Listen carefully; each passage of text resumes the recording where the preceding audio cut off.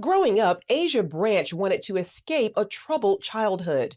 That led to the dream of becoming Miss USA. A true long shot, she never imagined making history on two fronts, becoming the first Black woman to be crowned Miss Mississippi and the first from her state to win the national title. Mississippi has never won Miss USA before, and so I going Wow. into the competition, I was just like, wow, I could make history again. This response to a question on gun control during last November's competition clinched her win. Gun laws. Education should be available to everyone. I believe that we should require people to pass training and safety courses before they're allowed to purchase a gun and before receiving a permit. I think it's important that we not ban guns, because obviously people will find a way to get what they want anyways, but I think it's our Second Amendment right, and we just need more safety surrounding that. Miss USA 2020 is Mississippi. Crowned during the pandemic, Asya Branch, a University of Mississippi grad, has since moved to New York to make the most of her unprecedented reign. Just making sure that I'm keeping myself safe as well as those around me. And so there is a lot of virtual opportunities for me in interviews, just like I'm speaking to you now.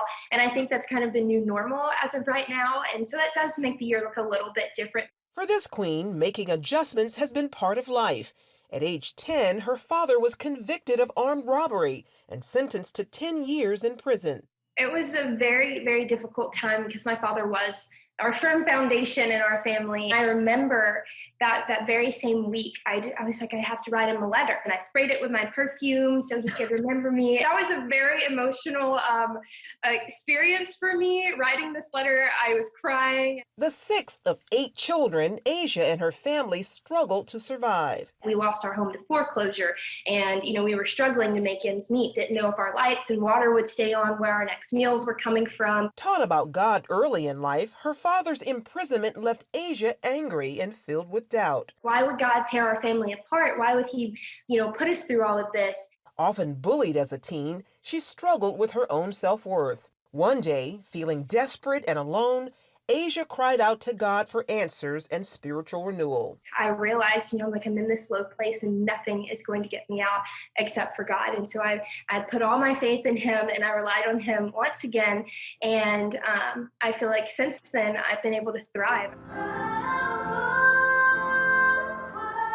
She says holding on to scripture was life-changing. Proverbs chapter 3, verse 5, trust in the Lord with all your heart and lean not unto your own understanding. And I would write that in all of my notebooks in school. I would doodle it and just really let it soak in because, at the time I had no idea what God's purpose was for me. I didn't understand what was going on in my life. It applies to so many different things in life. Sometimes we don't see the bigger picture, but if we trust in God, in the end, it'll all work out.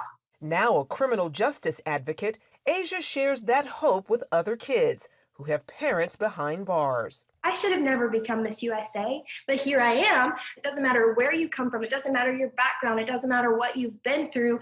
You have the means possible to become whatever it is your heart desires. You can be the first in your family to take a good path and then set that example for those to come behind you. Meanwhile, Asya will represent the United States at the Miss Universe 2021 pageant in May.